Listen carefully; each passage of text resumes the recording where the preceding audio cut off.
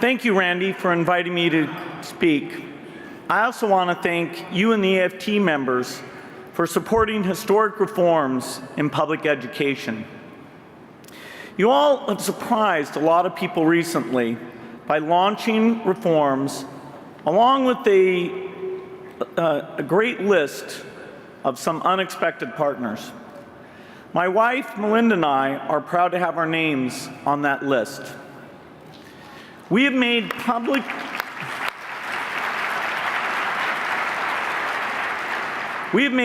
schools our top priority in the United States because we believe, as you do, that nothing is more important for America's youth and nothing means more for the future of the country. As everyone here knows, Randy opened this year by unveiling a model for teacher development and evaluation that surprised some critics with its commitment to reform. Since then, we have seen a year of exciting change. In schools, in school districts and legislatures across the country, you and the AFT have been using your voice to get teachers the feedback and training they need to make a difference for students. Critics who've long complained that teachers' unions don't care about student outcomes have been forced to reconsider.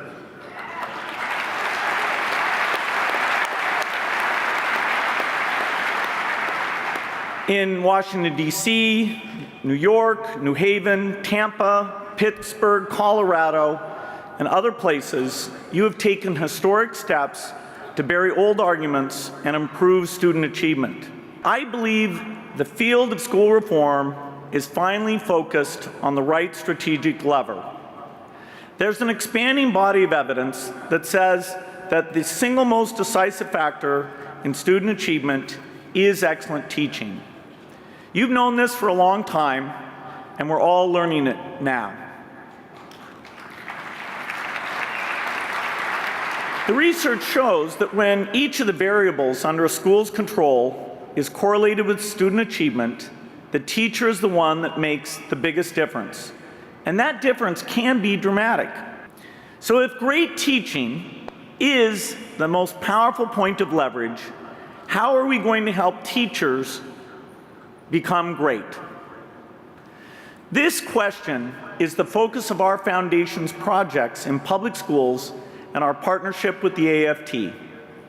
I'm excited about what you're doing right now to back new agreements, write new contracts, and support new laws to reward and expand great teaching. The truly impressive reforms share the same strategic core.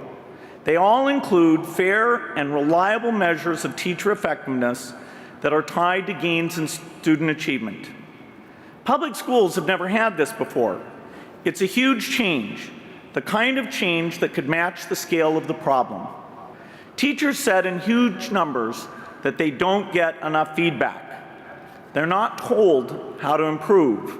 They're not given training that can address their weaknesses or help them share their strengths with others. This has helped spark the movement for change. Teachers want to help set the expectations that they will be held accountable for. You want to be rewarded for results. You want better evaluations. You're tired of subjective, infrequent evaluations by administrators who don't know how to improve instruction.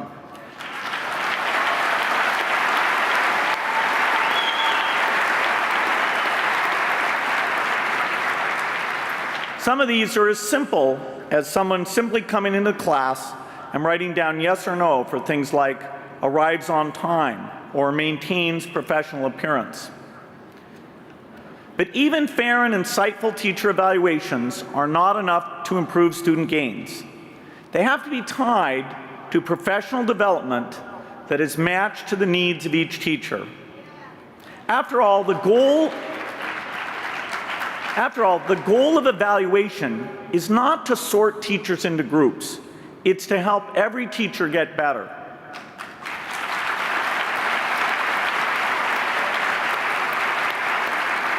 There's been a lot of research done about the impact of effective teaching, but not enough research has been done on what makes teaching effective.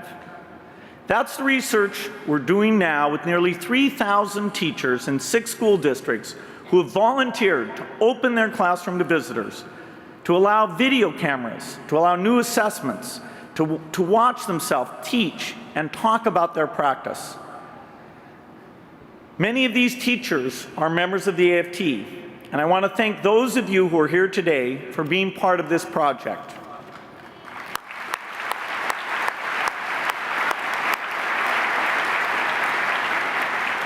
The goal of this work with teachers using technology, data, and research is to develop a system of evaluation that teachers believe is fair and will help them improve.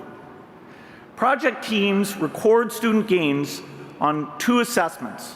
One, a state multiple choice, the other, a more open-ended problem-solving test. And this is to make sure that the test scores reflect real knowledge and not just test-taking skill. The project assesses the learning atmosphere in the classroom, asking students if they agree with statements such as, "If you don't understand something, my teacher explains it another way." The teams will watch more than 13,000 videos of classes this year and 13,000 again next year. They'll put special focus on classes that showed big student gains and try to map backwards to identify what were those very effective teaching practices. They'll also look for what doesn't work. If a struggling new teacher comes to a veteran colleague and asks, "What am I doing wrong?" that teacher should get an evidence-based answer.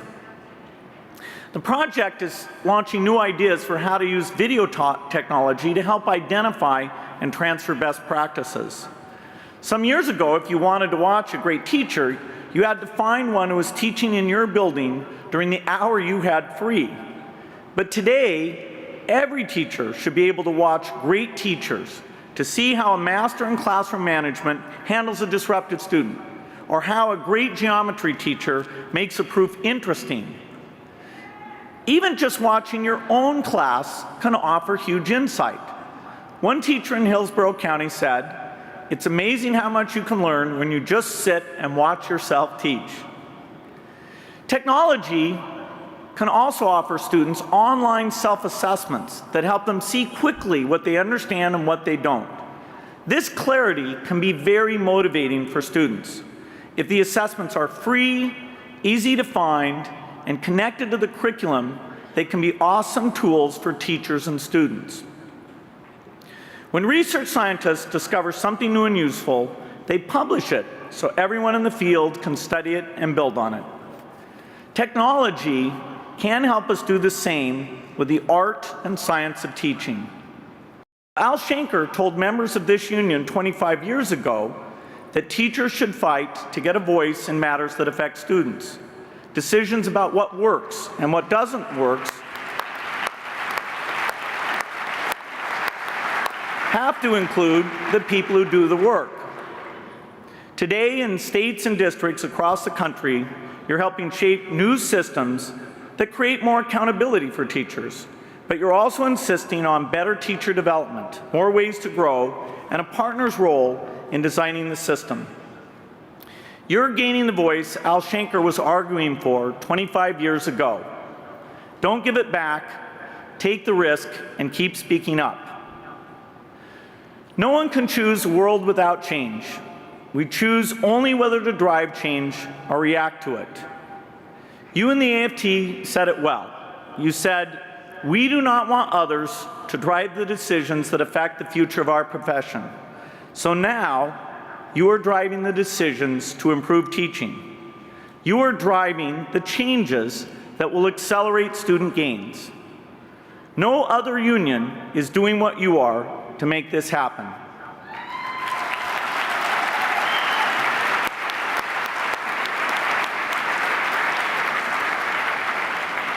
We all know there's more risk and hard work ahead. Not every teacher is eager for change. Not every local wants reform. If you want teachers' unions to lead a revolution in American education, please remember, sometimes the most difficult act of leadership is not fighting the enemy, It's telling your friends it's time to change.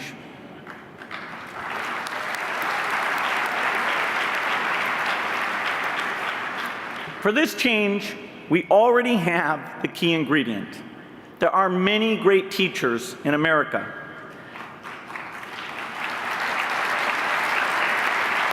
Now we need to understand what makes them great and help all teachers learn from them.